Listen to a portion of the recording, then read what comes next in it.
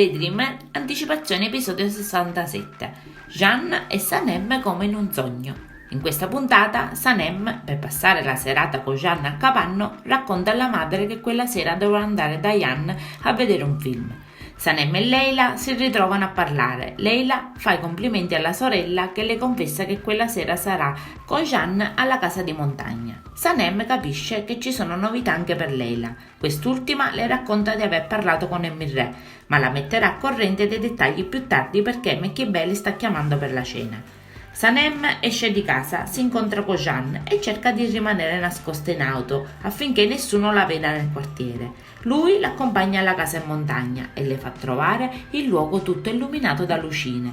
Sanem dice di essere come in un sogno. Jeanne le risponde che lei è il suo sogno e anche lei gli dice che lui è il suo sogno. Jeanne e Sanem ballano teneramente, insieme, e poi si siedono davanti al fuoco. Lui vuole preparare la cena. A un certo punto viene però a mancare l'elettricità e Jeanne si presenta con un telescopio per guardare le stelle. Ma il magico momento viene presto interrotto. Un ladro si intrufola a casa di Mekhibe e la donna spaventata allerta tutto il vicinato. Il quartiere si mette alla ricerca del ladro e la donna, che vede Jan senza Sanem, si chiede dove possa essere finita la figlia. Sia Jeanne che Sanem non rispondono al telefono, per cui Leila, che sa bene dove si trova la sorella, avverte Mirre di andare a capanno per rintracciare Sanem, dato che la sua famiglia la cerca. E Mirre si reca a capanno e rovina purtroppo l'atmosfera romantica che è nata tra i due amanti. Sanem è costretta a tornare a casa, dove la gente del quartiere la vede scendere dall'auto di Jeanne e ricominciano i pettegolezzi che seccano Mekhibe e creano delle liti. L'indomani a colazione Emirè e Jeanne parlano insieme. Emirè gli chiede se lui e Sanem si siano fidanzati, giacché sapeva che erano solo amici.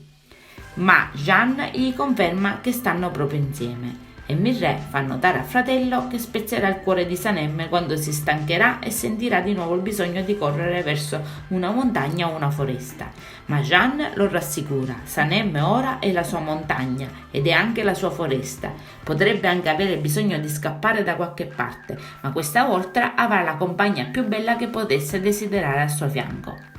Emirè si incontra con Aileen e le spiffera che Jeanne e Sanem stanno insieme. Aggiunge inoltre che Sanem non vuole che si sappia finché non lo comunicherà lei stessa alla famiglia.